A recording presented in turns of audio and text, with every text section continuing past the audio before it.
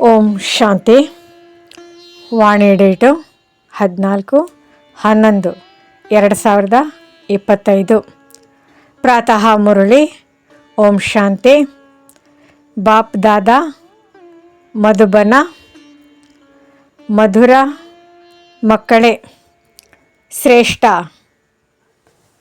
ಪದವಿಯನ್ನು ಪಡೆಯಬೇಕೆಂದರೆ ನೆನಪಿನ ಯಾತ್ರೆಯಲ್ಲಿ ಮಸ್ತರಾಗಿರಿ. ಇದೇ ಆತ್ಮಿಕ ನೇಣು ಆಗಿದೆ. ಬುದ್ಧಿಯು ತನ್ನ ಮನೆಯಲ್ಲಿ ತಗುಲಿ ಹಾಕಿಕೊಂಡಿರಲಿ.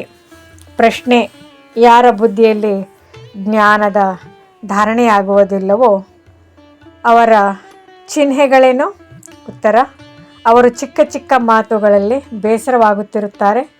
ಯಾರ ಬುದ್ಧಿಯಲ್ಲಿ ಎಷ್ಟು ಜ್ಞಾನದ ಧಾರಣೆಯಾಗುವುದೋ ಅಷ್ಟೇ ಅವರಿಗೆ ಖುಷಿ ಇರುವುದು. ಈಗ ಪ್ರಪಂಚವು ಕೆಳಗಿಳಿಯಲೇಬೇಕಾಗಿದೆ, ಇದರಲ್ಲಿ ನಷ್ಟವಾಗಲಿದೆ ಎಂಬುದು ಒಂದು ವೇಳೆ ಬುದ್ಧಿಯಲ್ಲಿ ಜ್ಞಾನವಿದ್ದಿದ್ದೇ ಆದರೆ ಎಂದಿಗೂ ಬೇಸರವಾಗುವುದಿಲ್ಲ, ಸದಾ ಖುಷಿ ಇರುವುದು. ಧಾರಣೆಗಾಗಿ ಮುಖ್ಯ ಸಾರ: ನೀವು ಬುದ್ಧಿಯಿಂದ ಎಲ್ಲವನ್ನು ಮರೆಯಬೇಕಾಗಿದೆ. ಯಾವ ಮಾತುಗಳಲ್ಲಿ ಸಮಯವು ವ್ಯರ್ಥವಾಗುವುದೆಯೋ ಅವನ್ನು ಕೇಳುವ ಹಾಗೂ ಹೇಳುವ ಅವಶ್ಯಕತೆ ಇಲ್ಲ. ವಿದ್ಯಾಭ್ಯಾಸದ ಸಮಯದಲ್ಲಿ ಬುದ್ಧಿಯೋಗು ಒಬ್ಬ ತಂದೆಯೊಂದಿಗೆ ತೊಡಗಿರಲಿ. ಬುದ್ಧಿಯು ಎಲ್ಲಿಯೂ ಅಲೆದಾಡಬಾರದು. ನಿರಾಕಾರ ತಂದೆಯು ನಮಗೆ ಓದಿಸುತ್ತಿದ್ದಾರೆ ಎಂಬ ನಶೆಯಲ್ಲಿರಬೇಕಾಗಿದೆ. ವರದಾನ: ತಮ್ಮ ಮಹಾನತೆ ಮತ್ತು ಮಹಿಮೆಯನ್ನು ತಿಳಿದುಕೊಂಡಿರುವ ಸರ್ವ ಆತ್ಮರಲ್ಲಿ ಶ್ರೇಷ್ಠ ವಿಧಿಯ ಮೂಲಕ ಪೂಜ್ಯನೀಯ ಭವ.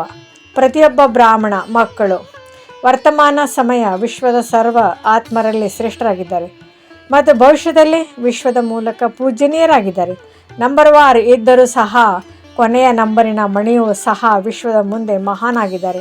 ಇಲ್ಲಿಯವರೆಗೆ ಭಕ್ತ ಆತ್ಮಗಳು ಕೊನೆಯ ನಂಬರಿನ ಮಣಿಯನ್ನೂ ಸಹ ಕಣ್ಣಿಗೆ ಒತ್ತಿಕೊಳ್ಳುತ್ತಾರೆ, ಏಕೆಂದರೆ ಎಲ್ಲ ಮಕ್ಕಳು ಬಾಬ್ದಾದಾರವರ ಕಣ್ಣಿನ ನಕ್ಷತ್ರಗಳಾಗಿರುವಿರಿ, ಕಣ್ಮಣಿಗಳಾಗಿರುವಿರಿ.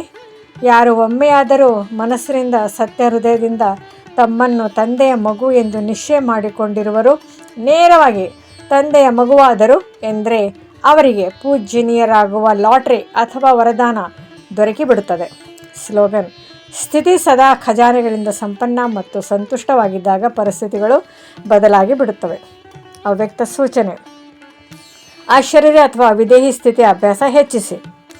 ಬಾಬ್ದಾದಾರವರು ಇದಕ್ಕಿದ್ದಂತೆ ಈ ಶರೀರೂಪಿ ಮನೆಯನ್ನು ಬಿಟ್ಟು ಬಿಡಿ ಎಂದು ಡೈರೆಕ್ಷನ್ ಕೊಟ್ಟರೆ, ದೇಹ ಅಭಿಮಾನದ ಸ್ಥಿತಿಯನ್ನು ಬಿಟ್ಟು ದೇಹಿ ಅಭಿಮಾನಿ ಆಗಿಬಿಡಿ. ಈ ಪ್ರಪಂಚದಿಂದ ದೂರ ತಮ್ಮ ಮಧುರ ಮನೆಗೆ ಹೊರಟು ಹೋಗಿ ಎಂದರೆ ಹೋಗಲು ಸಾಧ್ಯವೇ? ಯುದ್ಧ ಸ್ಥಾನದಲ್ಲಿ ಯುದ್ಧ ಮಾಡುತ್ತಾ ಸಮಯವನ್ನು ಕಳೆಯುವುದಿಲ್ಲ ಅಲ್ಲವೇ? ಆಶ್ಚರ್ಯ ಆಗೋದರಲ್ಲಿ ಒಂದು ವೇಳೆ ಯುದ್ಧ ಮಾಡುವುದರಲ್ಲಿ ಸಮಯ ಕಳೆಯುತ್ತದೆ ಎಂದರೆ ಅಂತಿಮ ಪೇಪರ್ನಲ್ಲಿ ಮಾರ್ಕ್ಸ್ ಅಥವಾ ಡಿವಿಷನ್ ಯಾವುದು ಬರುವುದು?